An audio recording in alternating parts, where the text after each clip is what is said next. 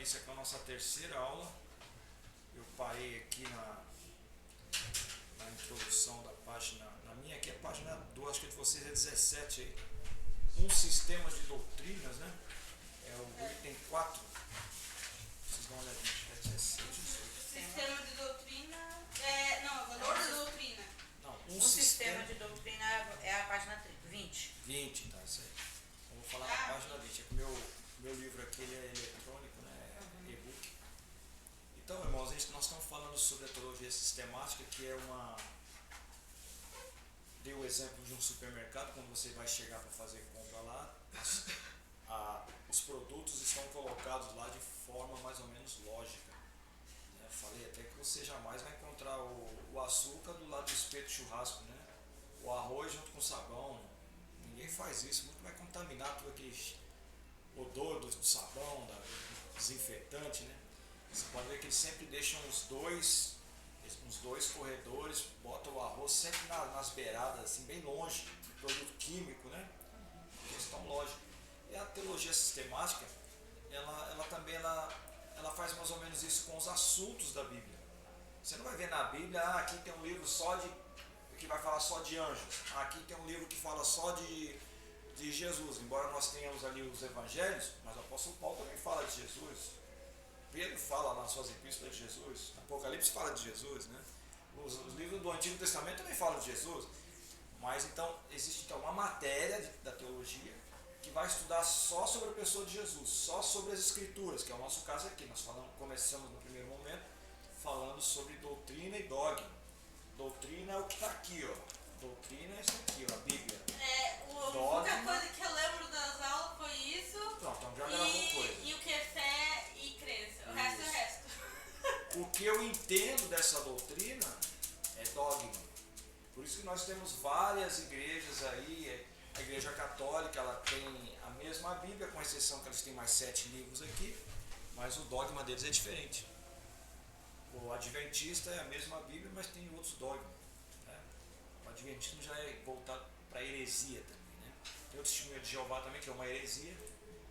Graças a Deus que não é a Bíblia que eles usam. Eles têm um livro deles lá que chama Novo Mundo das Escrituras Sagradas. É essa Bíblia aqui alterada. Né? Então, vamos falar de igrejas evangélicas. Então nós temos a Igreja Batista, que é uma igreja séria, né? Presbiteriana, algumas igrejas neopentecostais, né? São igrejas sérias, igreja de Nova Vida, algumas comunidades dessas aí. Temos aí a Embaixada, né? Tem outras aqui, Itajaí novas, né? Neopentecostais são essas igrejas da quarta onda que a gente fala, né? Que vieram depois. Primeiro veio a Assembleia de Deus, depois veio aquelas igrejas universal, né? Aí vem a outra onda agora, que é essa quarta onda, que são essas neopentecostais mais novas aí. Né? Algumas têm umas coisas estranhas, mas outras são igrejas bem sérias também. Então elas têm um dogma diferente. A doutrina é a palavra, só que o que eles interpretam dali, então, se transforma num dogma. Os dogmas são ali usos e costumes, ou alguns costumes adotados, né, por eles na igreja. Uso e costume não é dogma. Ele, vamos dizer assim, uso e costume é uso e costume. Dogma é mais relacionado com os movimentos da igreja, né? Até que o uso e costume entra por uma interpretação de alguma coisa errada que se faz. Por exemplo, usar a Epístola aos Coríntios, primeira Epístola aos Coríntios, para a questão do cabelo das mulheres, né? É o único lugar que o apóstolo Paulo fala de cabelo. Eu até falei aqui. Por que ele fala de cabelo lá? Você lembra? É uma coisa que eu lembro, né? E o que é? É tipo que lá na época de Jesus e tal, naquelas épocas bem antigas, quem usava cabelo curto era as prostitutas, daí. Cultuais, né? O templo de Afrodite. Isso aqui é antigo. Daí eles faziam isso para diferenciar as prostitutas das que não eram prostitutas. Então, aí tinha um problema na igreja, porque Paulo tinha as mulheres judias que usavam véu, tinha as gregas que não usavam véu, mas tinha cabelo comprido, e tinha essas moças que deixavam de ser prostitutas e estavam de cabelo curto dentro da igreja. E já pensou você sabendo que lá no templo tem essas mulheres que raspavam a cabeça para ser prostituta cultural, agora elas estão se convertendo e vindo para a igreja. Né? Aí o pessoal, ué, mas, né? Aí Paulo, para resguardá-las, o que ele faz? Bota véu em todo mundo, aí ninguém vai saber quem é quem. Então foi uma maneira sábia que o apóstolo Paulo usou, mandou botar véu, né? Que o véu substituiria o cabelo. Cabelo de quem? Dessas que não tinham, que estavam com a cabeça raspada. Mas é só ali que ele fala sobre isso, ele não fala Mas mais em aí outro foi aí que canto. surgiu a igreja do véu? Não, ainda até hoje tem as igrejas lá. Sim, mas foi dessa origem? Dessa interpretação, com certeza foi. A igreja católica, na minha época, quando era mais novo, as pessoas lá, quando você for numa igreja católica que tiver uma história bem antiga, elas usam véu ainda. Sim. Que na igreja católica usava véu. Então nós vamos ver algumas doutrinas que nós temos na teologia, né? Que nós vamos estudar. Então existe a doutrina das escrituras, que é essa que nós estamos estudando, né? É a fonte de onde nós vamos extrair toda a verdade relacionadas a Deus, né? Eu já falei para vocês que teologia sistemática, por exemplo, você vai estudar teologia pura, né? A teontologia que se fala, que é o estudo do ser de Deus. Ninguém estuda Deus, não tem como estudar Deus. Nós estudamos as coisas relacionadas a Deus. Então, essa aula que nós estamos tendo aqui, já falamos sobre doutrina, dogma, falei de fé, de crença. Agora nós vamos entrar nas escrituras mesmo.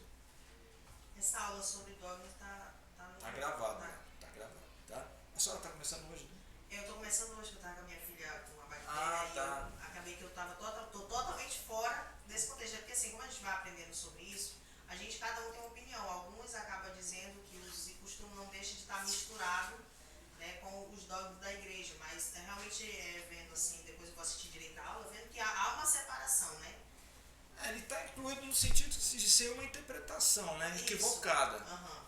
É um dogma, mas o dogma é mais relacionado, a gente fala dogma mais com as questões, porque muitas pessoas confundem até doutrina com dogma. Essa igreja aqui não tem doutrina, porque o pastor não está falando de roupa, não sei o que, ele não está falando de doutrina. Mas os antigos têm essa ideia de que um culto que tem doutrina, terça-feira é culto de doutrina, é dia do pastor falar da roupa. Você vê como é errado? Não é. Culto de doutrina é o dia de se ensinar a palavra de Deus. É o que eu estou fazendo aqui. Isso aqui é um culto de doutrina. Toda aula é um culto, né? Sim. É mostrar as coisas certas. Agora tem uma coisa. Tem muitas pessoas que acham que você ficar pregando uso e costume vai trazer boa doutrina. Uso e costume não traz boa doutrina. Agora, boa doutrina traz bons costumes. Ao contrário, quando você ensina a verdade para as pessoas, aí a ficha cai. Pô, não posso fazer isso aqui porque eu ensinei isso aqui. Tá? Não é questão nem de que roupa, calça, saias. Tem saia que é muito mais digna, né? É muito mais decente a palavra. Mais decente do que uma calça comprida, né? Tem aquelas calças que parece, não é só mulher não, homem também, parece que botou a vaca. Então a moda aí, olha, eu sou da velha agora, tenho 60 anos. Tá ruim de achar calça para homem. Não, mas acha. Mas tem que cavucar bem, né? Agora tem aquelas calcinhas mamãe sofó, aquelas camisetinhas mamãe sofó, tudo apertadinho, aquelas calcinhas boquinha de espingarda, né? Mas é a moda, né? Então a gente tem que procurar vestir de forma decente, né? Não marcar o nosso corpo, porque não é só mulher que marca corpo, não. Eu me lembro uma certa vez, nas 7 igrejinhas que eu congregava lá no Rio Grande do Sul, o rapaz ele se casou, né? E não sei se ele não tinha condição, coitado, de comprar outra calça lá. E a calça, depois que casa, dá uma ampliada no templo, né? E ele tocava guitarra lá na frente, rapaz, ficava aquela calça apertada, tudo aparecendo, marcando, é feio. Não é só mulher não, homem também fica feio. Então, moço. Mas às vezes não é confortável nem para a pessoa se locomover, não é mesmo. se mexer, se Pra sentar. sentar. A pessoa vai se ajoelhar pra orar, rasga a calça no meio do culto. Já pensou? Então, a doutrina das escrituras é exatamente uma vertente da teologia que vai tratar só das escrituras. Em muitas fases da história, até antes de Cristo, uns 160 anos de Cristo, teve lá um governo chamado Antíoco Epifanes, né? Na época, depois do Império Grego, o Alexandre o Grande morreu, ele dividiu todo o império, que era o maior império que teve até hoje, né? Ele, acho que é mais maior do que ele, só o do Mongol, né? Um dos grandes impérios que teve. Ele morreu com 33 passou todo aquele império para 4 generais dele. E o mundo todo foi dividido em 4 generais. E a parte da Palestina, onde lá está Israel hoje, foi dividida lá para os Seleucidas, né? E lá eles começaram a querer, o Antíoco Epifânios, que é um governo, né? Ele começou a impor a cultura grega em cima dos judeus. Então ele começou a proibir os judeus de ler a Bíblia, ele mandou destruir a escritura, os rolos da escritura. Ele proibiu que os pais fizessem circuncisão nos meninos. Era proibido botar nome judeu nos filhos. Era proibido se reunir em nome de Deus. Ele pegou uma imagem do deus Zeus e colocou dentro do templo lá de Jerusalém. Ele mandou construir um ginásio onde as pessoas faziam ginástica pelado lá em Jerusalém. Está na história isso aí. O Zeus é da mitologia grega, né? Zeus? Então, é da mitologia grega. E eles botaram dentro do templo de Deus, né? Botaram Zeus dentro do templo de Deus. Tudo isso para afrontar. Por conta também, né, que Zeus na mitologia grega era considerado o rei dos deuses. Pai né? dos deuses, Pai exatamente. dos deuses. Casado com Hera, né? Aí dá origem a todos aqueles deuses lá, né? Então foi isso que aconteceu. Mas graças a Deus que surgiu um grupo lá, chamados de Perishins, né? Que eram separados. Esses separados eram homens já de idade, né? Eram os mestres lá. Eles começaram a esconder a Bíblia e enquanto o governo lá mandava parar de orar, eles incentivavam o povo a orar. Vocês têm que buscar Deus. Eles esconderam os rolos, senão seriam todos queimados. Nós temos que agradecer esses perixins por essa Bíblia ter chegado até nós. Foi por causa que eles esconderam os rolos. Isso no ano 167 a.C. Aquele período que diz que Deus não falou, que os 400 anos entre Malaquias e Jesus, então aconteceu tudo isso. Você acha que Deus não está no negócio? Né? Então é um absurdo falar que Deus não falou, não agiu nesses 400 anos, no ano 167 a.C. E vocês sabem quem são esses perixins hoje? Hoje não, na época de Jesus, quem eram? Os fariseus. Graças aos fariseus, a Bíblia está aqui. Mas não é aqueles fariseus da época de Jesus, não, eram outros fariseus.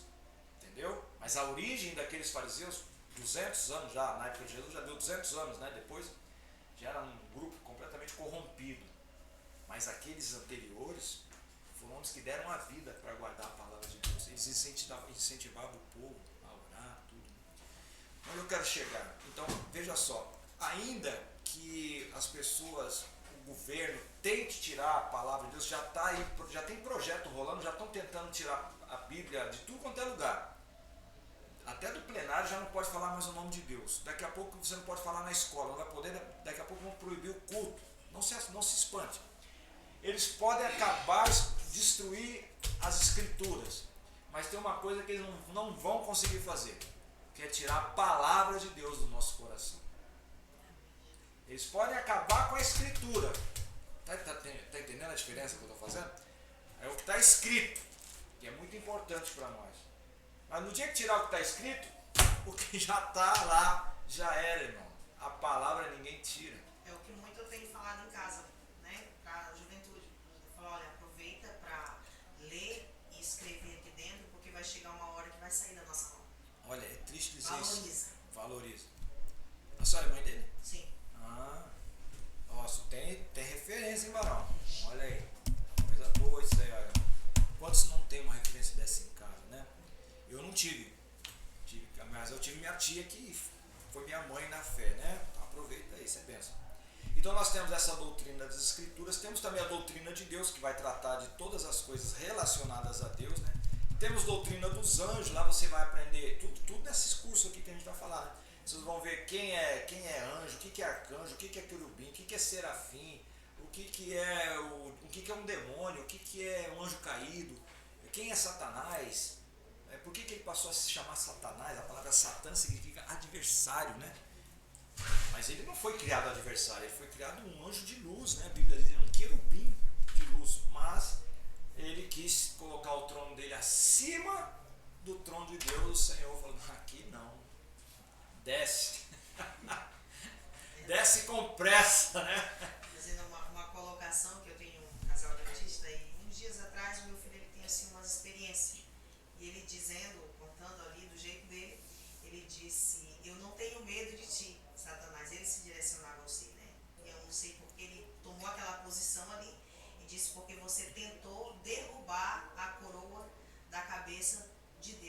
mas a coroa de Deus ninguém toma porque ele é rei.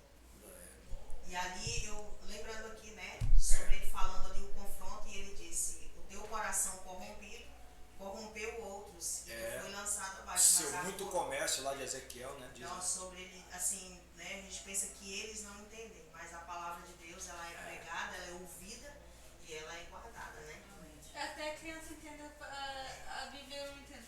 Mas enfim, ô pastor, posso perguntar uma coisa? Você estava falando dos anjos caídos, né? Não, a aula não é sobre anjo caído. Mas você estava falando. Eu falei que vai chegar a hora, eu só estou dizendo que vai chegar essa matéria. Eu não posso pegar essa não posso parar, se desculpa, tá? Aí vai chegar a hora do anjo e você pergunta o que quiser de anjo lá. Mas vamos lá, então nós estamos na doutrina dos anjos, né? Vai falar sobre criatura. Nós estamos na doutrina do homem.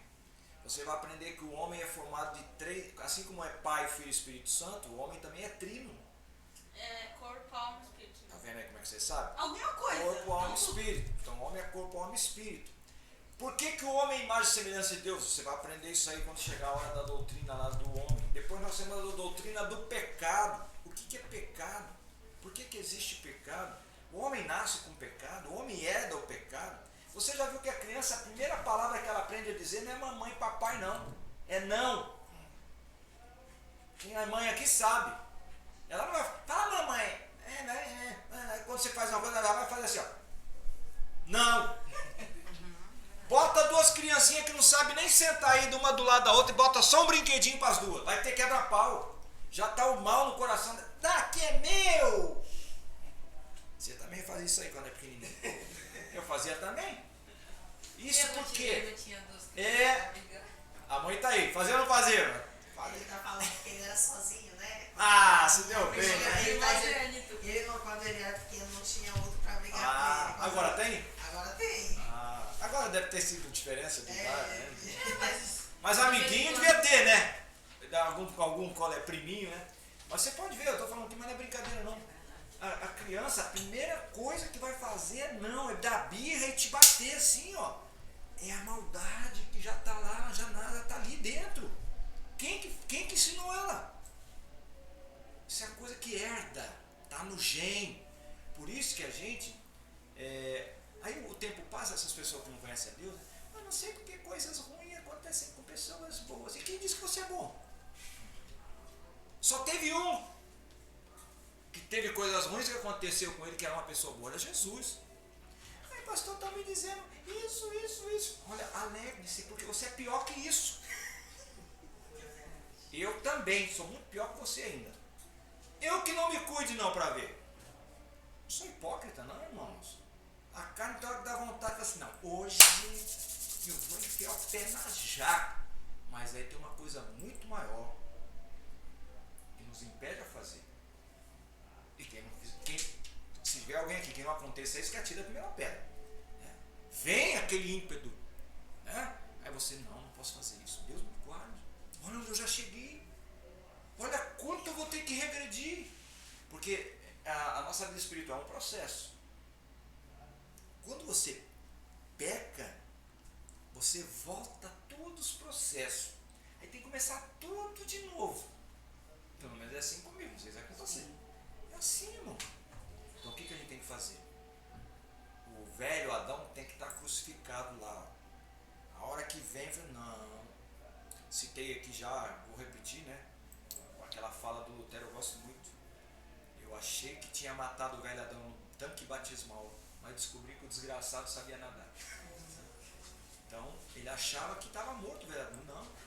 E outra coisa que vocês têm que gravar, nunca esquecer. O pecado nunca vai morrer para nós. Nós é que temos que estar mortos para o pecado. O pecado tem que passar assim por mim, ó. É igual o ímã. Se você pegar um prego e botar no ímã, o que acontece? Pum, gruda. E tem uns ímãs hoje aí fortes que você pega para tirar assim. É tanta potência que tem em magnetismo, né? Agora, o que acontece se você passar o ímã nessa caneta aqui? Nada. Por quê? Porque a natureza dela, o que está no ímã não atrai. É a mesma coisa com a gente. O pecado é o ímã. Ele vem para cima para pegar o taranto. Mas na hora que chegar aqui, ó, mas não é possível. Não atrai. Não atrai porque eu estou morto. Agora, se estiver vivo, irmão,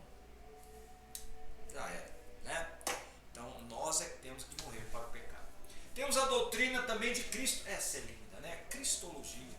Então nós vamos aprender tudo sobre Jesus. Jesus é homem, 100% homem. Jesus 100% Deus, né? Por que Jesus não pecou? Ele poderia ter pecado? Então, são questões que vocês vão fazer aí depois, quando a gente estiver falando sobre isso, né? A gente faz muita confusão com respeito a Jesus. A gente esquece que ele é 100% homem e ele é 100% Deus. Não são duas pessoas, a pessoa é uma só que tem duas naturezas. Eu só tenho uma natureza, é carnal. Jesus, ele é homem carnal, mas também ele é Deus.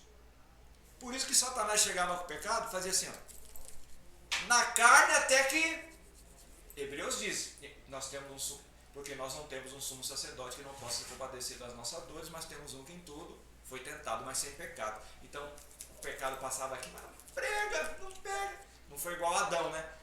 Botou no Adão, a mulher, não sabe o que é, pum, pegou.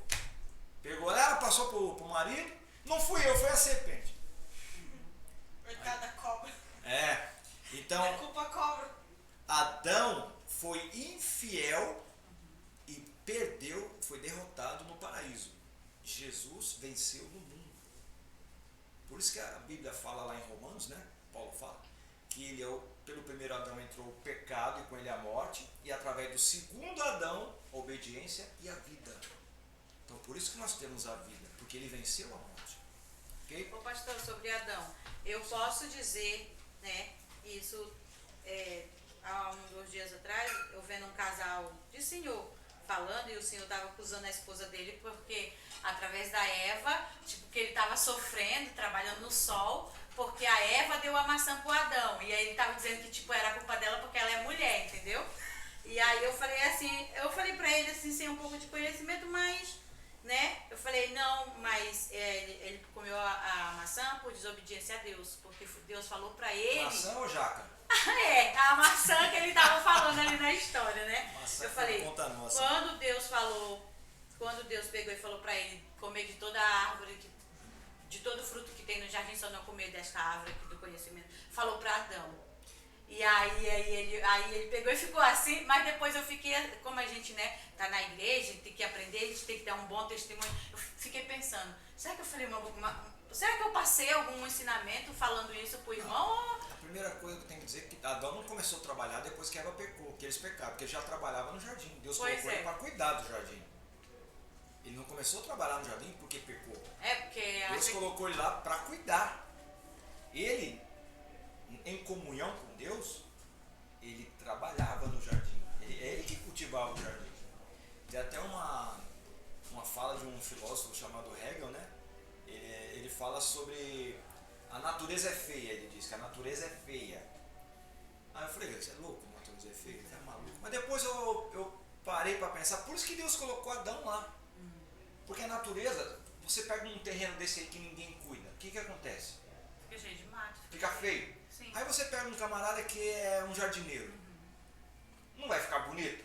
Vai fazer a parinha, vai fazer os canteirinhos, vai plantar. Então a função do Adão era cuidar do jardim de Deus.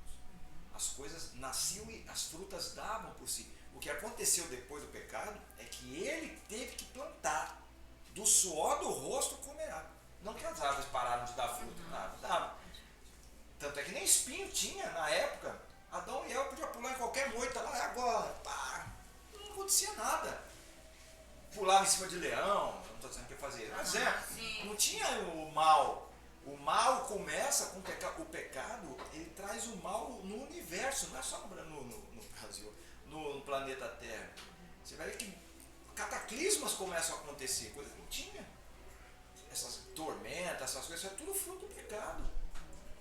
O apóstolo Paulo mesmo diz, a base que eu estou falando aqui, para dar base ao meu argumento, que ele diz que a natureza geme. Geme por quê? Por causa do pecado. Então todo mundo sofreu por causa do pecado. E todos pecaram pela desobediência de Adão. Não só o Adão. Mas não Nem foi só a Eva. Não, e não foi, a maldição não foi só para Adão, porque a mulher passou a ter dores para ter filho. Mas ela tinha dores, eu não sei. Essa é outra discussão, né? Mas na Bíblia não diz que tinha filhos. Os filhos são contados a partir da expulsão do jardim. Sim. Então o Senhor falou, multiplicarei as tuas dores. Porque não tinha dor. Então 0 vezes 1000 é quanto? Não, é 0. Só que para a conta de Deus, 0 vezes 1000 vai dar 1000 e não sei quanto, né? Porque ele vai multiplicador, ela passou a ter 2. Então, só um adendozinho aí, ele já cuidava do jardim, ele já trabalhava. Ficou pior. Tá? E aí vem os filhos, aí vem família, vem cunhado, vem sogra, começa o problema, né? Aí o problema. É verdade. Mas então, aí vem a doutrina da expiação. Eu quero passar rápido aqui, que isso aqui são matérias que vocês vão ter ainda. Né? Expiação fala daquele inocente que morre pelo culpado, e a palavra expiação significa cobrir, né? Então nós quando pecamos, é como que se... Como não? É uma mácula que fica sobre nós. E na época da lei, o animal precisava morrer, um inocente morrer, para o sangue dele ser aspergido ali naquele altar. É como ele morria no meu lugar, então o pecado não era perdoado. O pecado não era perdoado, lá na lei diz, né? E em Hebreus também diz que sangue de bode, de cabras e de novilho não perdoa pecado. Mas ele cobria, era uma solução temporária. Aí quando veio Jesus, lá em Hebreus vai falar, ele é um sacrifício maior, melhor, definitivo, superior. E é único. Então ele morreu por nós, uma vez só. E através do sangue de Jesus, nossos pecados são perdoados. É como se nunca tivesse pecado. Não é apagado o pecado não, porque apagado, eu lembro meu filho, quando era pequeno no primário, a professora botava bilhetinho, às vezes apagou lá, mas ele não sabia, criança, aí eu botava lá na luz assim, dava para ler, né? Então o que está apagado dá para ver. E aí, ó, né? É igual aquele, é verdade esse bilhete, né? Quando rolou uns tempos atrás. Criança tem noção. Mas o Senhor ele não apagou, ele como se tivesse arrancado a página. E você vê Colossenses lá que diz assim, olha, a súmula, né? Que era contrária a nós, que era contraditória a nós, ela foi cravada na cruz de Cristo. Então imagine só, a cruz aqui, o Senhor pegou aquela súmula, aquele débito que a gente tinha com Deus, né? Eu já vi pregador falando que era débito com o diabo, irmão. Eu devo o que para diabo? Eu devia para Deus a obediência dos seus mandamentos, né? Então a cruz aqui, o Senhor pegou ali a minha promissória conta, né? Aí botou aqui a mão de Jesus em cima e o prego, pá, cravou. Então agora essa súmula foi paga, eu não devo mais nada. Então olha a responsabilidade nossa. Aí vem também a doutrina da salvação, outro maravilhoso momento que vocês vão ter aqui, quando vai falar da salvação. Quais são os pilares da salvação? Salvos de quê? Salvo para quê? Quais são as bênçãos da salvação? Quais são as maldições de não ter uma vida salva? Né?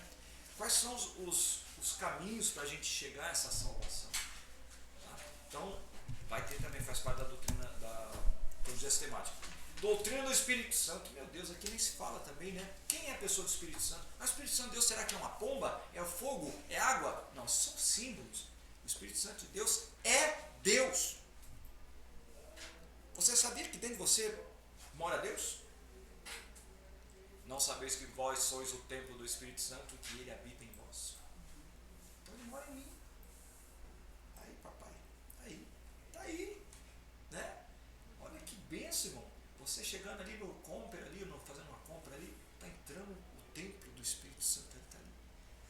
E o cara fica, ninguém me ama, ninguém me quer, não. Te ama, você é a morada do Espírito Santo de Deus. Levanta a cabeça, rapaz. Você tem promessa de Deus. Você é endereço de Deus na terra. Já parou para pensar isso? Quando procurarem Deus, você, graças a Deus. E quanto já, com certeza que você já aconteceu também. Eu precisava de uma palavra. Esses dias fomos num lugar aí, um irmão me chamou para. Na segunda-feira, eu falei, Taranto, você está livre segunda-feira de manhã? Não estou. É que, rapaz, já faz uns meses aí que nós começamos, que ele comprou apartamento numa incorporadora, numa construtora, né? E quando ele comprou o apartamento lá, teve um lance lá que ele falou que era evangélico e pediu para fazer disse que teve a inauguração, mas ninguém falou de Deus. Aí o dono da empresa, poxa, é verdade, ele nunca falou de Deus. Aí fizeram uma outra comemoração lá e chamaram ele deu uma palavra de Deus lá. E aí o rapaz pediu para que toda segunda-feira fizesse oração no escritório. é uma grande construtora daqueles prédios da fazenda, aqueles prédios bonitos que tem lá. E ele falou, vamos lá, vamos, né? Irmãos, eu, sinceramente, né, eu peguei um texto assim bem simples, né? Eu preguei que o reino do céu é semelhante a um homem que não procurava, um homem que encontra de repente o tesouro, vende tudo para comprar o terreno, né? O reino do céu é semelhante a um homem que procurava boas pérolas e achou, e o reino do céu é semelhante a uma rede que é lançada, traz para a praia, os peixes bons botam no cesto, os ruins botam fora. Foi só esse texto aí que eu trouxe. Irmãos, a glória do Senhor, podia acontecer com vocês igual. Sim. Uma moça ali, tinham várias pessoas ali, mas tinha uma moça, ficou falando assim normal, como se estivesse dando uma aula. A moça, mas chorando assim, falei, meu Deus, o poder que tem a palavra de Deus. Não estou falando de zombaria, não. Eu só estou falando que eu não imaginava assim, um momento, uma coisa inusitada. Foi só um bate-papo de amigos assim. Eu falei 10 minutos. Né? Ai, como é bom a gente começar o dia, ouvir a palavra, começar a semana. E toda segunda-feira eles querem. Aí acabou ali e falou assim, rapaz, você não quer ir lá no outro escritório lá do centro, lá da fazenda também? Top, coisa mais linda, com aquelas maquetes assim. Eu nem sabia. Você sabe quanto é que custa uma maquete dessas que é o prédio? Já viu essas maquetes de prédio? Não. Fala pra mim, quanto é que custa uma maquete dessa? Mais ou menos. 150 mil pra fazer. Mas é perfeita. Depende do tamanho. Não, tô falando daquela de prédio grande, aquela chega no teto aqui, mano. Depende do tamanho. É. Tem maior ainda, né? Tem maior ainda. Deve lá tem uma gigante agora, né? Que lá acho que não. Essa que eu tô falando é o tamanho da base dela até o teto, assim, mais ou menos. É um prédio com tudo, com varanda, com vidrinho, luz, tudo você imaginar. Sim. Ele falou 150 mil. Eu falei, mano, preço do meu apartamento lá no Rio de Janeiro. Mano, você tá entendendo? Então, a gente eu fui nesse evento aí. Então, o poder da palavra, o Espírito Santo de Deus, né? O que ele faz? Vamos ver a doutrina da igreja, o que é a igreja, a doutrina das últimas coisas. O que é a doutrina das últimas coisas? O que vai acontecer no final de todas as coisas, né? Que é a escatologia, Apocalipse, aquela coisa toda. E agora nós vamos falar então sobre as escrituras. Só foi para mostrar para vocês que a teologia sistemática ela vai tratar de todos esses assuntos aí. Falei para vocês já que podem tirar de nós as escrituras, mas a palavra de Deus ninguém vai tirar. Diz a palavra de Deus lá em Mateus 24:35, o céu e a terra passarão, mas as minhas palavras não hão de passar. Tudo vai passar, mas a palavra de Deus não vai passar nunca, porque a palavra de Deus é eterna. Lá em Apocalipse fala de um anjo que saiu pregando o evangelho eterno. O evangelho, esse que a gente prega, ele é eterno. Está lá em Apocalipse. O evangelho é eterno. Jesus não é o cordeiro que foi morto antes da fundação do mundo? Então Jesus já tinha morrido. Paulo fala sobre isso. Deus nos amou tanto que Jesus morreu por nós antes mesmo da gente nascer. Antes da gente pecar, ele já tinha morrido por nós. Porque ele já tinha sido morto lá na fundação do mundo, antes da fundação do mundo. Quando Adão e Eva pecaram, que o Senhor fala para a serpente, colocarei, tá lá, tá assim, ó, tá Adão, Eva, a serpente e Deus falando, né? Colocarei inimizade entre a tua semente, falando para Eva, e a sua semente, falou para a serpente. Tu lhe pisarás a cabeça, que é o Jesus, pisaria a cabeça, e tu lhe ferirás ao calcanhar, que era a cruz. Então já tinha uma profecia lá em Gênesis de que o Filho de Deus haveria de morrer. Tanto é que Adão e Eva pecaram. O Senhor faz uma simbologia ali quando o próprio Deus, ele faz uma tanguinha lá de figueira, folha de figueira, mas não era o suficiente, né?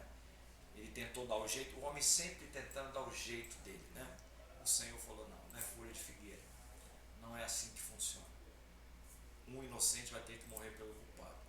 Não sei que animal que morreu, mas Deus fez de pele uma roupa para Adão e para Eva. Um inocente morreu pelo pecado dos dois lá, já prefigurando que Jesus haveria de morrer por eles, né? Então é bom a gente já fazendo essas ligações para vocês verem como que a Bíblia é uma central telefônica. De Gênesis a Apocalipse, o assunto é o mesmo. Eu não leio o Antigo Testamento porque eu não vejo Jesus. Oi? Não vejo Jesus no Antigo Testamento? Nós temos um profeta que é o messiânico, que só fala de Jesus, que é Isaías. Meu Deus! Todos os livros, se você pegar todos os livros da Bíblia, todos os livros, inclusive até o livro de Esther, que não fala o nome de Deus nenhuma vez, você vê Deus lá. Deus ele não tem um nome, mas está ali, ó. Ali é. Até que essas moças aí, essa moça aqui é bonita, né, rapaz? Achou graça. Por acaso, dois estão tramando, por acaso, o Mardoqueu está lá ouvindo. Olha, estão querendo matar o rei. O rei, Esther, avisa lá que tem dois camaradas aí que estão querendo matar o rei. Que coincidência. Aí o rei um dia lá, já tinha esquecido isso aí. Deus tirou o sono dele, foi procurar lá as memórias, as crônicas do reino. Aí achou lá um rolo lá, do nada. Coincidência, mano. Ele puxou uma assim. Rapaz, estou sem sono. Olha, nessa data aconteceu. Mardoquai me informou de que havia uma conspiração contra mim. Vem cá, fizeram alguma coisa para esse homem aqui? Não, senhor, caiu no esquecimento. Não, chama esse homem aqui agora! Aí vai aquela questão lá do Ramã, né? Irmãos, Deus não está lá, né? Se Deus tivesse, é fiel em todo tempo. Isaías 48 ainda diz assim, ó, seca-se a erva e caem as flores, porém a palavra do nosso Deus subsiste eternamente. Pode acontecer de tudo, né? A gente não sabe qual vai ser o nosso amanhã, mas por mais coisas amargas, né, que a gente possa, por mais cálices amargos que venhamos a tomar, nunca podemos virar as costas para o Senhor. Nós nunca teremos motivo para abandonar ao Senhor Jesus.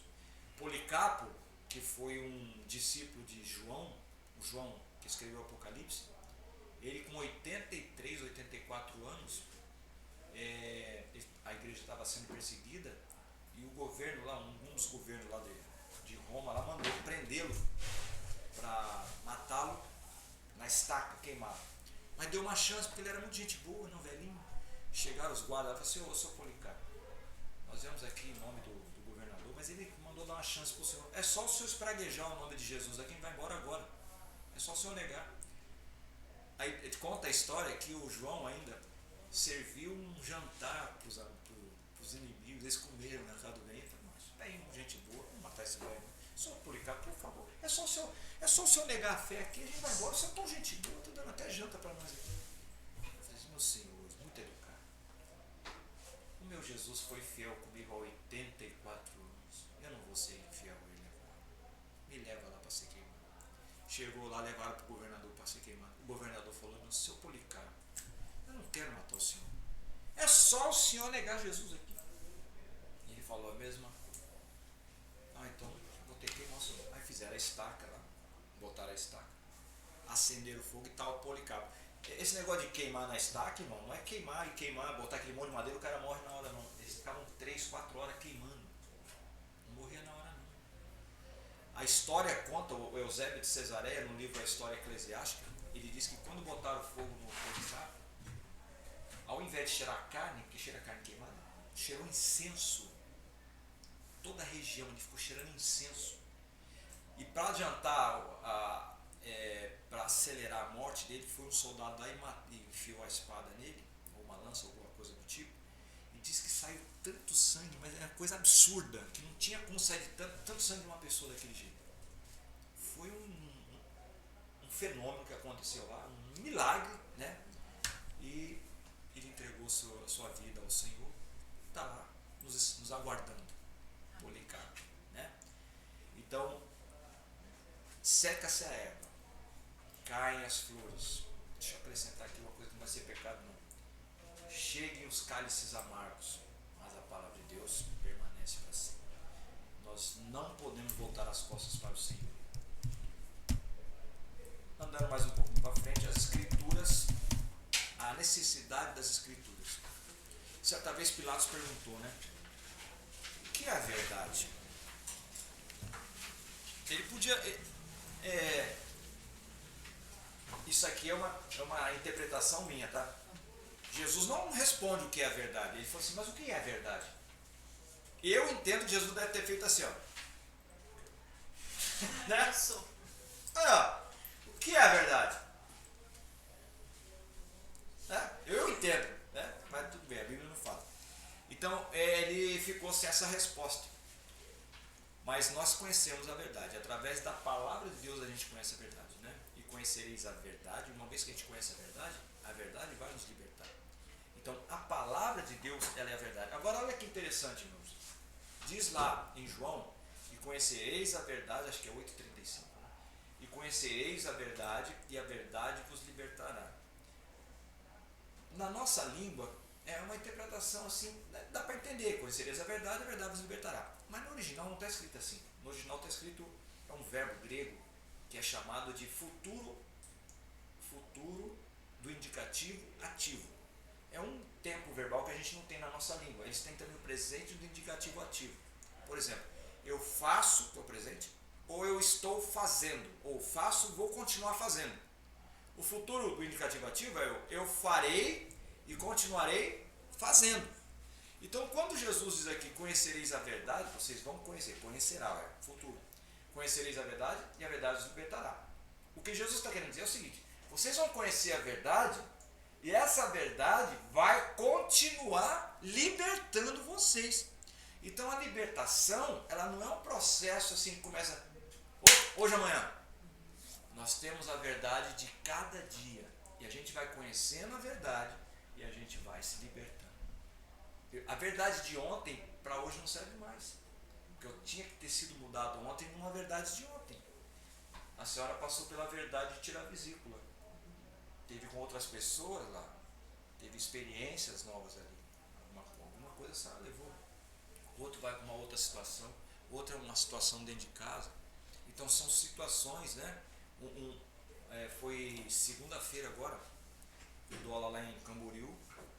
Um rapaz falou, pastor, posso sair mais cedo? Eu falei, não, tudo bem, porque eu estou indo para um velório de um menino de 22 anos, moto, né? Ele disse que a culpa foi dele, né? Estava ele, mais o cunhado parece atrás.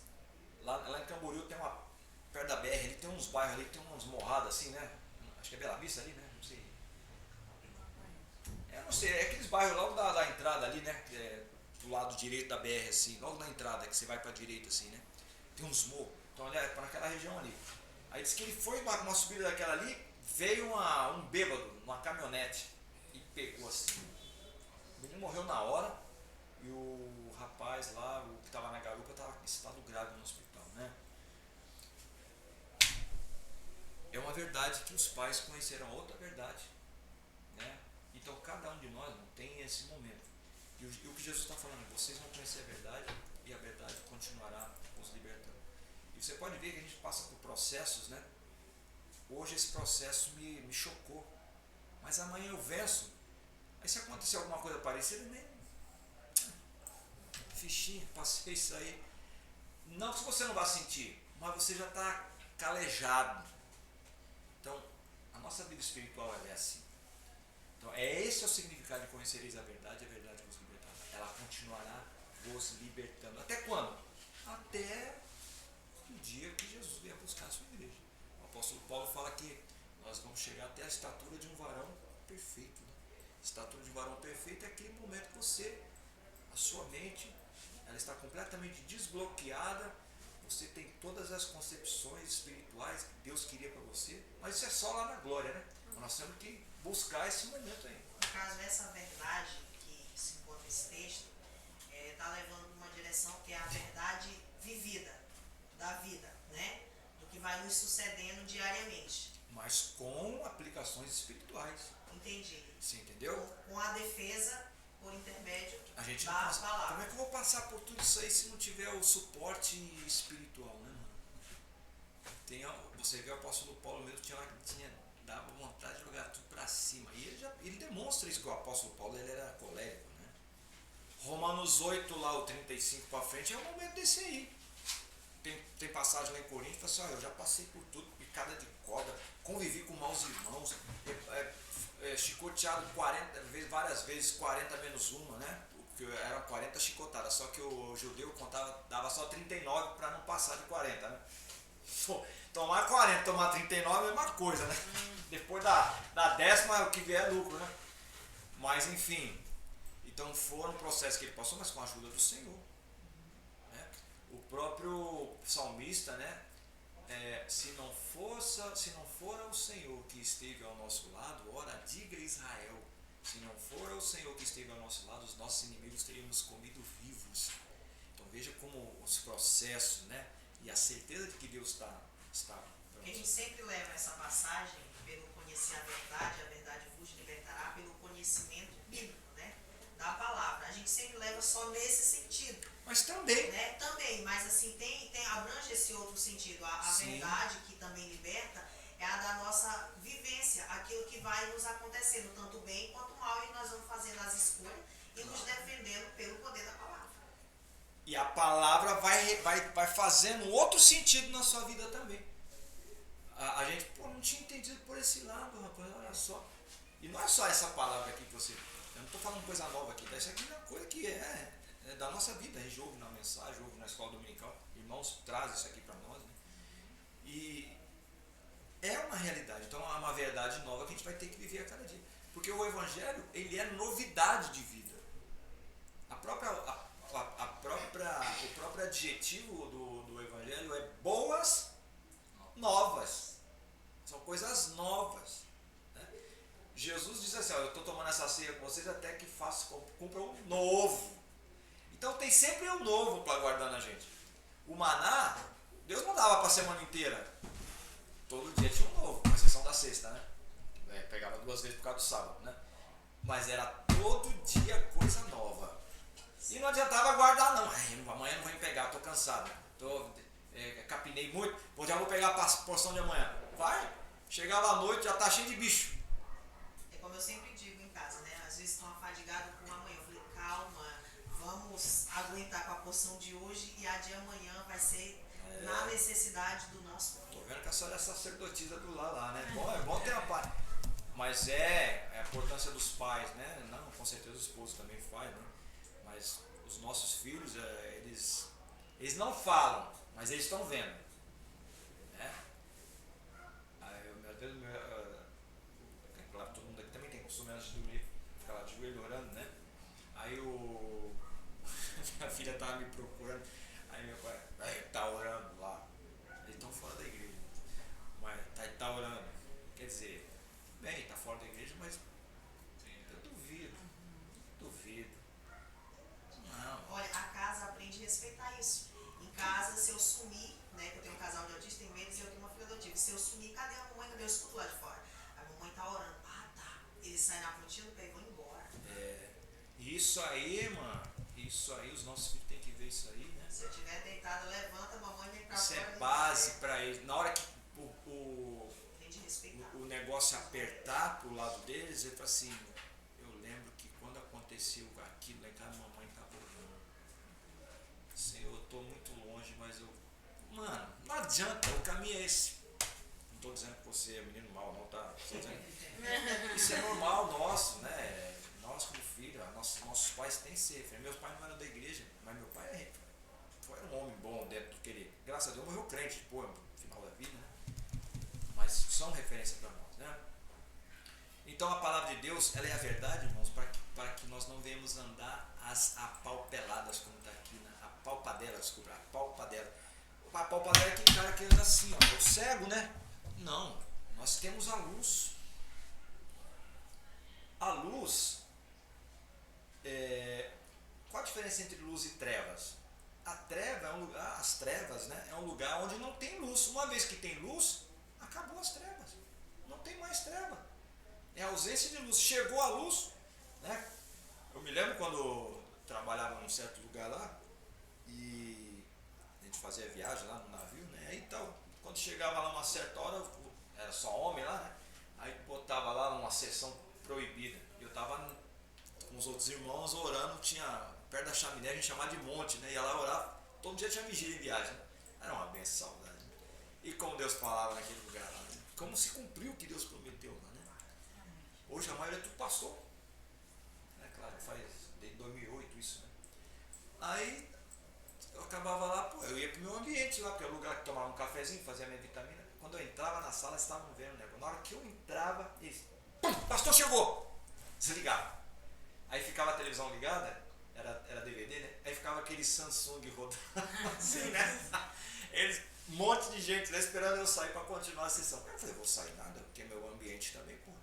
E eu era o suboficial mais antigo do navio ainda. Vai tirar de lá? Ficava tudo mais moderno que eu. Aí aí começavam, amanhã eu volto, amanhã eu venho ver. Aí eu também. Aí ficava só os crentes que tinham vindo também, né? Aí fazia o nosso lanchinho lá. E eu não falava, não, bota aí não. Ficava na minha, eles não iam botar. É respeito. Então é isso que tem que acontecer. Onde chega a luz, e você não precisa falar nada não, irmãos. É o teu testemunho. Né? É o teu testemunho. Essa revelação de Deus, então, ela é desejável. Deus que criou o universo só pode ser um Deus sábio, e um Deus sábio certamente terá um propósito para as suas criaturas. Deus tem prazer de se revelar ao homem. Jesus disse, examinai a Escritura, porque são elas que de mim testificam. Alguns fazem uma aplicação diferente desse texto aí, né?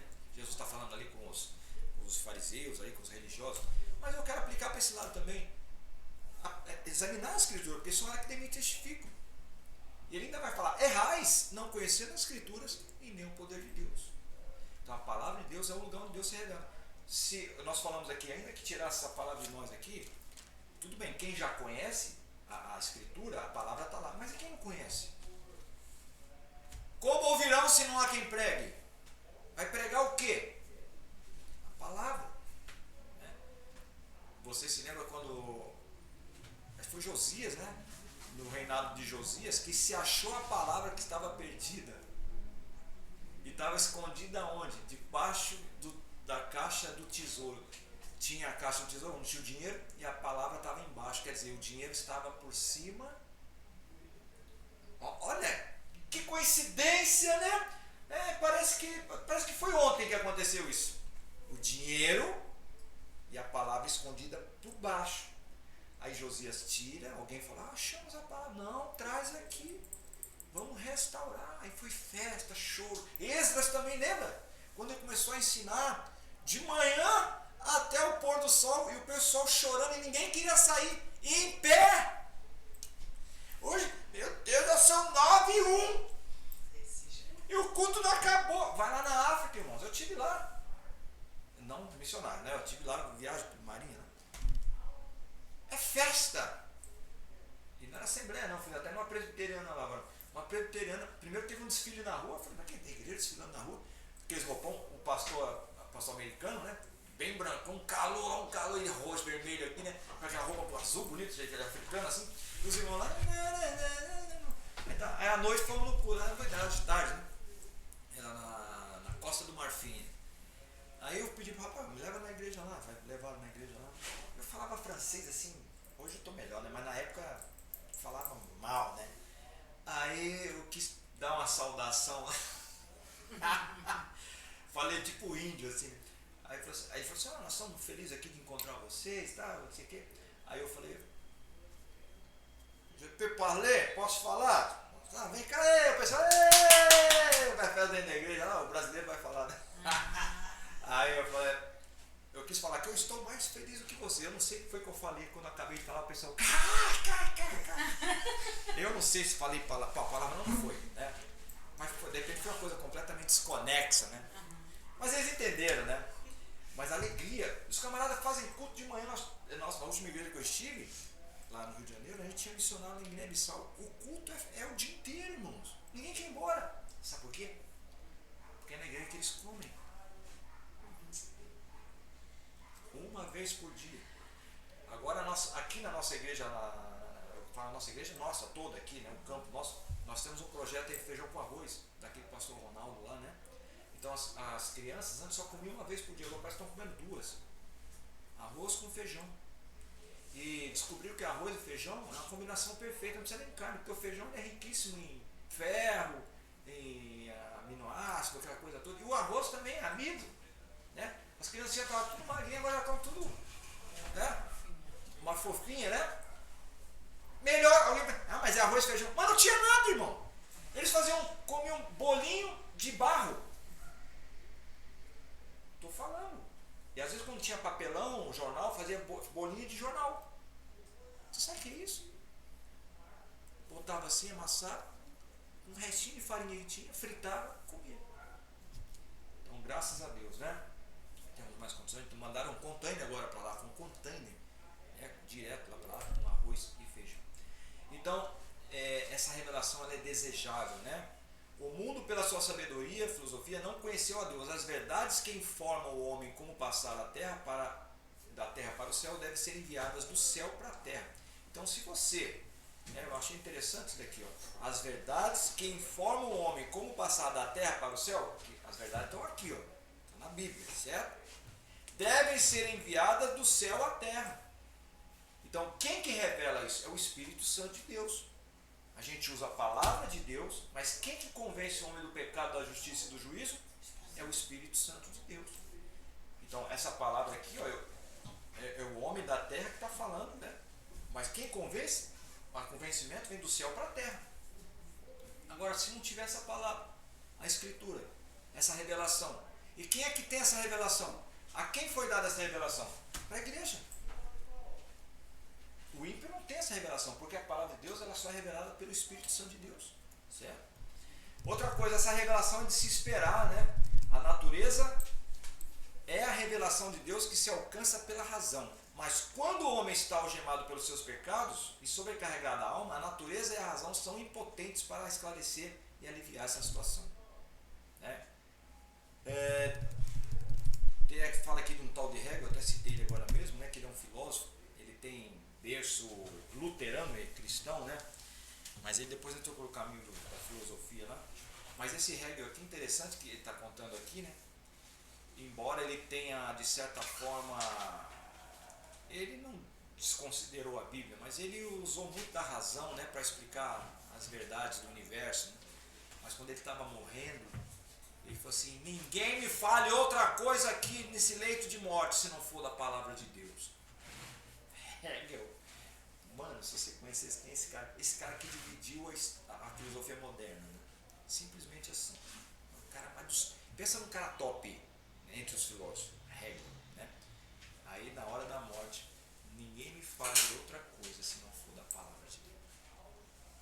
Ele não mandou trazer os escritos de Karl Marx, Max Weber, dos que ele seguia lá, que ele é muito seguidor do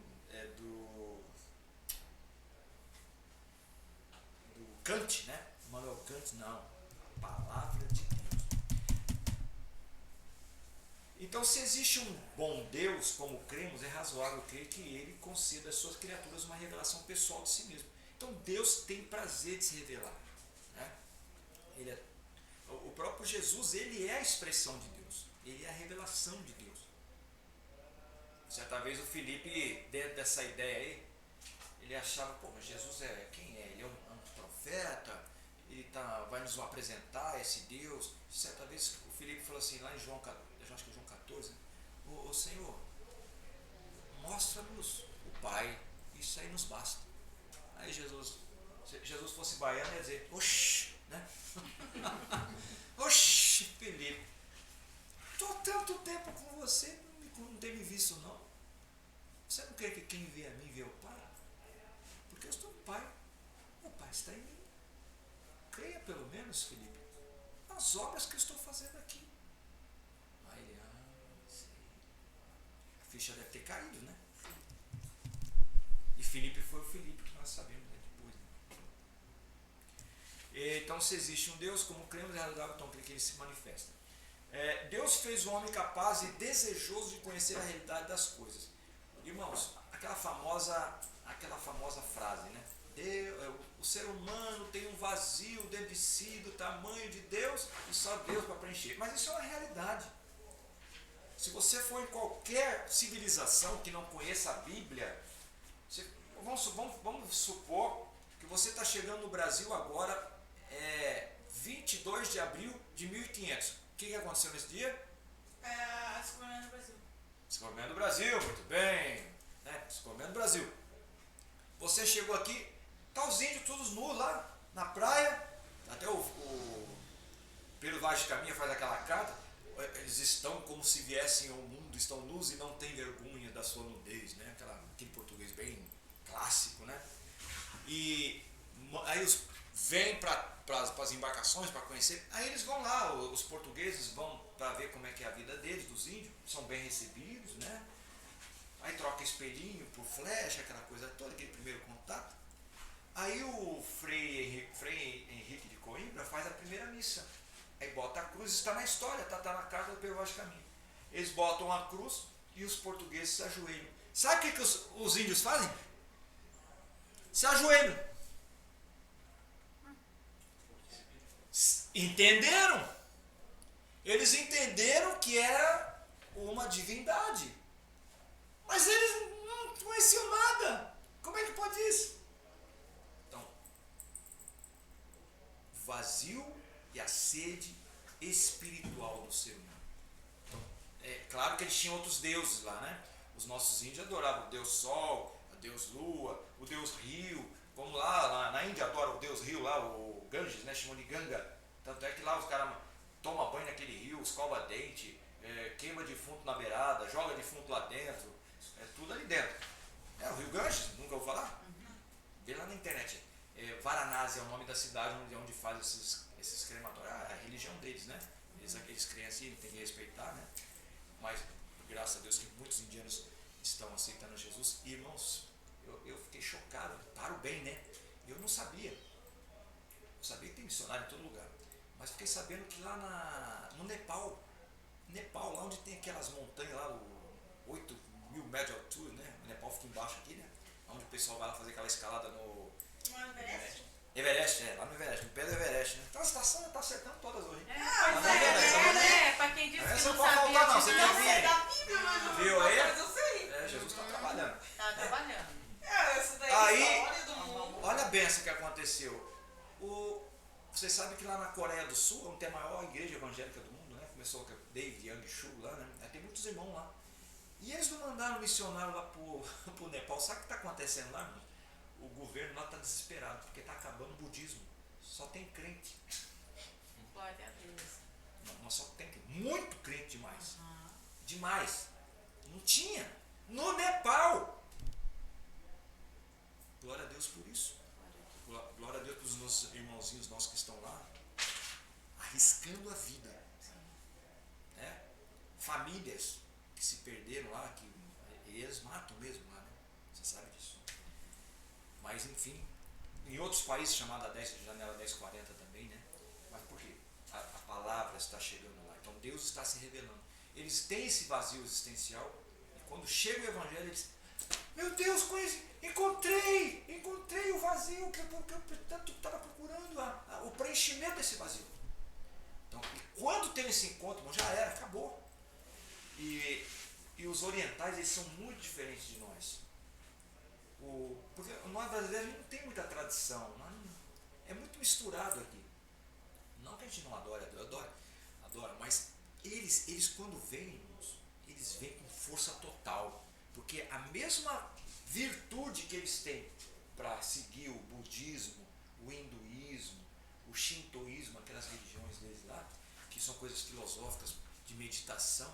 Imagina esses camaradas agora usando essas técnicas todas com o Evangelho. Lá na Coreia do Sul, nós estamos falando aqui, né, de revelação de Deus, aquela coisa toda, eles têm umas cabaninhas, que é da igreja, tipo num campo assim, que é oração ininterrupta. Entra um, sai outro, escala. Por isso que as coisas acontecem, irmão. Eu ouvi o testemunho do Po Yong Shu, que é a igreja lá, não sei quantas 1000 pessoas cabem naquela igreja lá. E ele ouviu o testemunho dele sendo interpretado, traduzido tudo, e dizendo, ele falava assim, aí ele fez um teste um dia, ele foi na igreja e sentou como se fosse alguém lá, normal, esperando a hora do culto, para ver qual era a reação do povo. E ele perguntando para os irmãos que chegavam, os irmãos, alguns não conheciam ele, porque ficava muito longe, ficava lá embaixo, o culto. Falei assim, você vem aqui por quê? Não, porque esse pastor é muito usado. Mas e ele falava assim, mas meu Deus do céu, eu fico desesperado na hora de preparar a mensagem, eu pergunto para a mulher, o que eu vou pregar hoje? Assim, é uma pessoa normal. Mas o que Deus faz quando você está sendo usado pelo Espírito Santo? Então, tudo que as pessoas falavam, eu falava assim, mas eu sou completamente o contrário. Não, esse pastor, você precisa ver. Eu saio daqui transformado. Eu falei, meu Deus, mas naquele dia que ele está falando, eu estava numa tristeza. Então, é bom a gente saber isso, porque esses homens de Deus, né, são homens que passam pelas mesmas situações que a gente. Então são homens que vivem na dependência de Deus, do Espírito Santo de Deus. E outra coisa que a gente tem que entender, que quando a gente faz uso dessa palavra, e a gente pede para Deus nos usar, né, Ele vai nos usar. Agora tem um detalhe, você pode estar até usando essa palavra, se você estiver em pecado, e eu estiver em pecado, o efeito da palavra vai ser feito, porque o problema, o pecado meu não vai impedir da palavra fazer o efeito que vai fazer. Agora, eu vou dar conta do que eu estou fazendo. Por isso que a gente fala, não, mas como é que pode? O cara está em pecado. E quando a gente vê, o problema é o seguinte, irmãos, é que ele tem a senha. É igual o cara que perde o cartão. Uma vez eu perdi meu cartão lá no Rio de Janeiro, o cara clonou meu cartão, aí começou a gastar no Bob's, no McDonald's, lá no Leblon. Aí meus filhos viram lá o extrato. Tá vendo aí, você não paga lanche para nós, o ladrão tá comprando. O banco pagou tudo, né?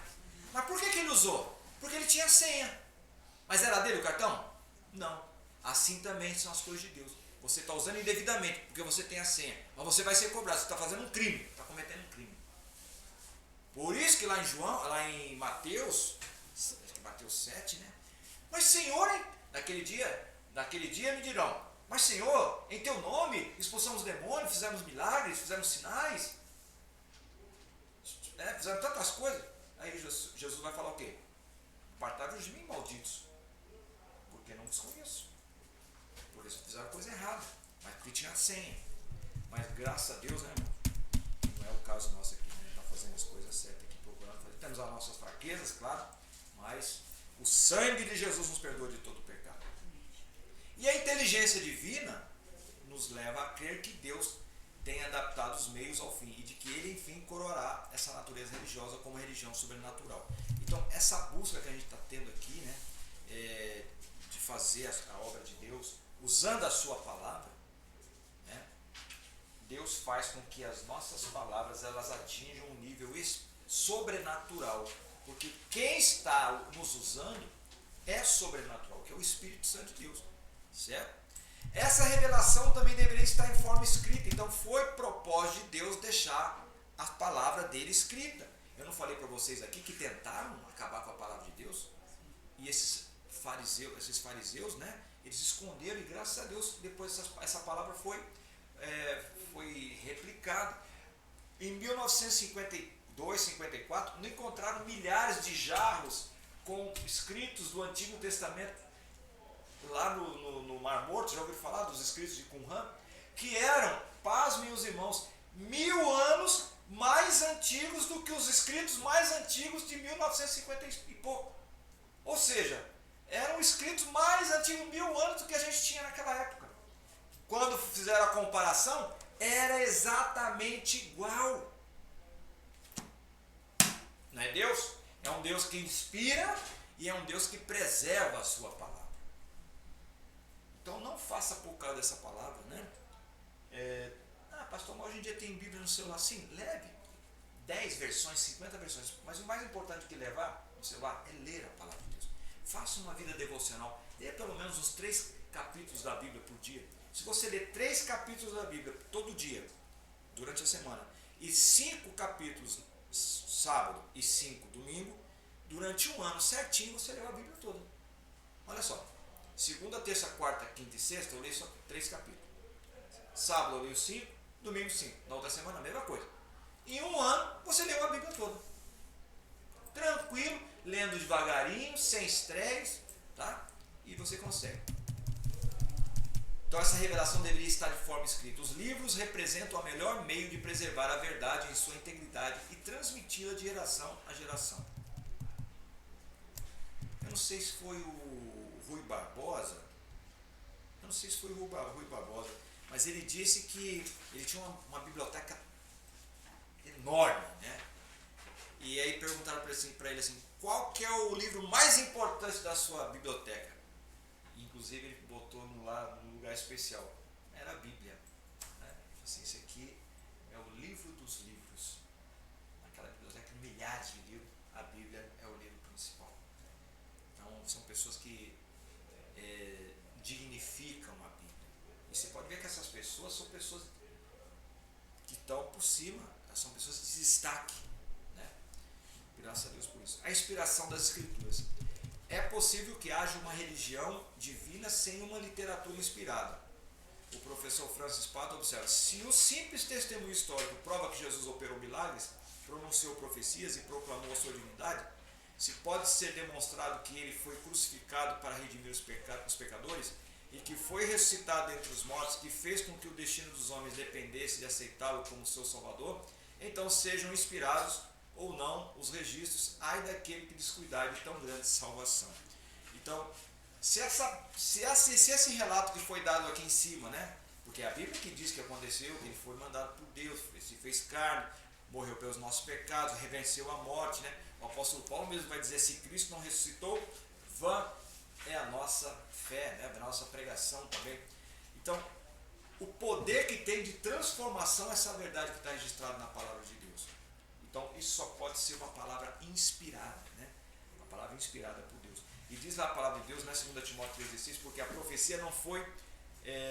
não, minto aqui. Toda a escritura é divinamente inspirada, né?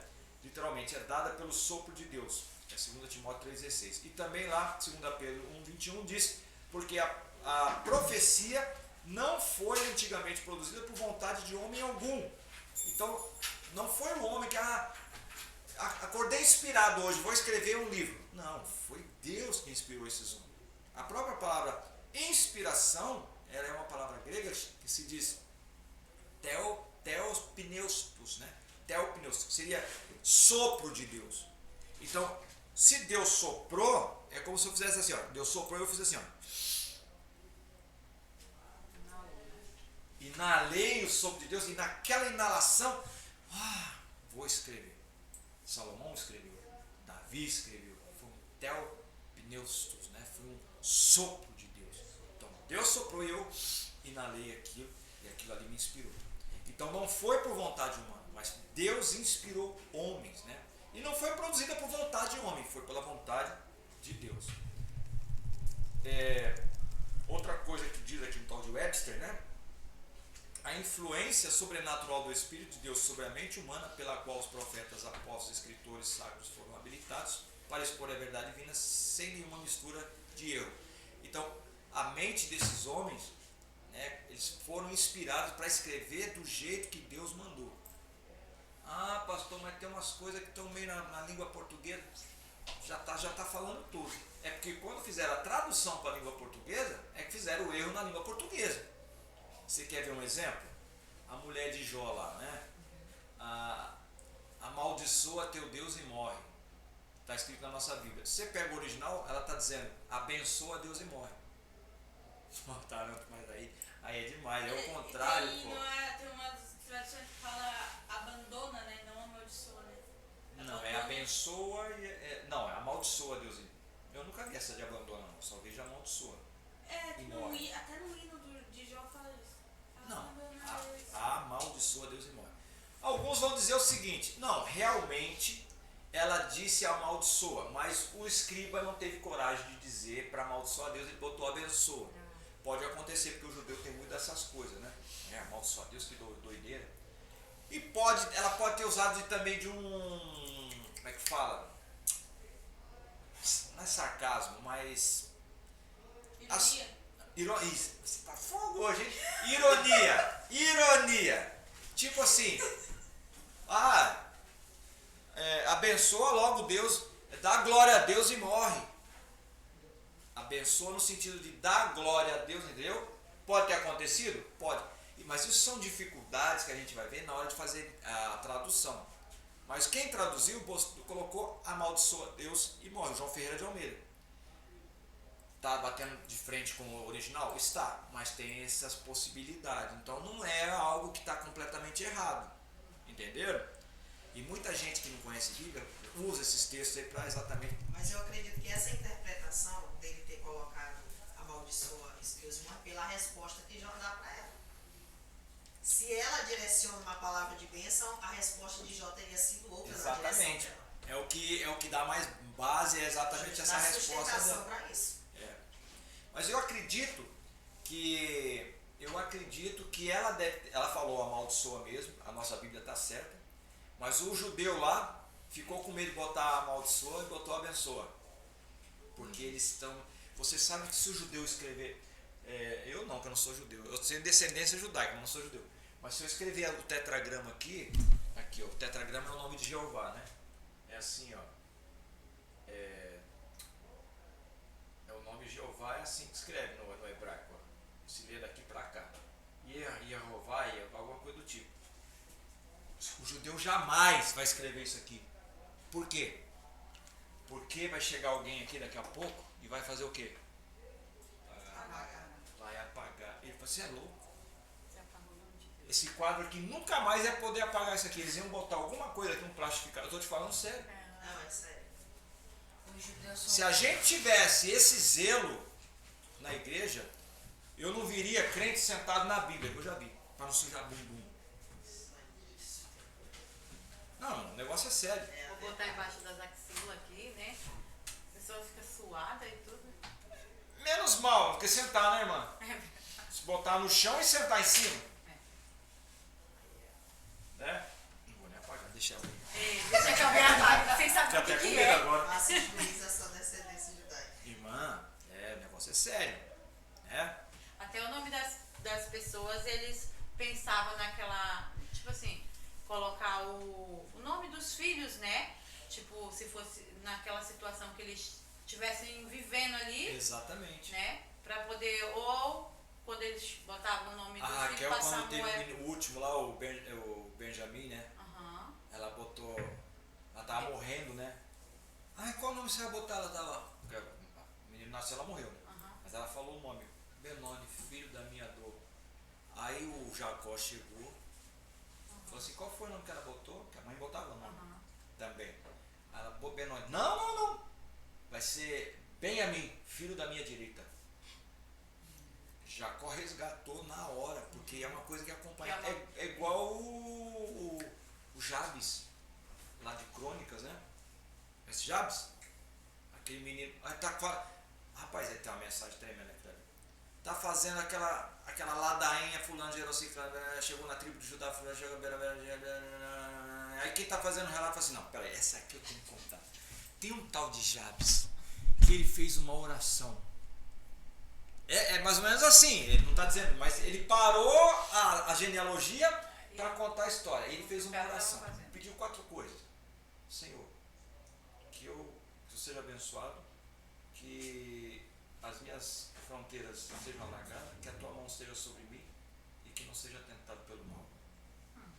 Só Você dá uma mensagem tremenda isso aqui. E o que aconteceu? Deus ouviu a sua oração. Pediu a bênção do Senhor. Eita, que já começa aqui o manto, já esquentar. Ele pediu e foi atendido no ato. Foi atendido. Atendido no ato. A resposta foi no ato. Uma oração simples. E é da tribo de onde? Judá. Jesus é o leão da tribo de Judá. Então, e olha, e daquela relação todinha, o principal de todos é ele. Porque ele orou ao Senhor. Quando Jacó ele troca ali o nome de Benjamim, porque na verdade, se você vê também ali quando Isabel escolhe o nome do filho, né, eles só consideram a escolha dela quando o pai, Zacarias, ele confirma aquilo. Escreveu na tabuinha. Porque era também costume do judeu o pai escolher o nome do filho. Sim. Se houver uma história em que ali a mãe escolheu o nome, aquele nome ficou naquela afirmativa da mãe, provavelmente eles entendem como se aquela mãe, aquela criança não tivesse o pai ali, a presença da figura paterna. A dona da casa que eu moro, o nome da filha dela é Jezabel. Quando ela me contou... Mas Jezabel é um significado bonito. Ah, não, mas aí pelo fato da história de Acabe... Formosa. É uma coisa bonita. Mas quando a gente vai pra história de Acabe, né? A gente vê que O Jezabel... problema é onde que fala de quem foi Jezabel, né? Mas o nome é bonito. O nome é bonito, mas aí... Quando a gente vai pensar, a gente não pensa no nome bonito, pensa na história de Jezabel. Mas tem uma família lá que botou nomes horríveis no filho. A Noemi e o marido dela, o Elimeleque. Noemi é doçura. E Elimeleque é meu Deus, é meu rei. Aí eles têm 2 filhos. Que se casaram lá com Ruth e Orfa.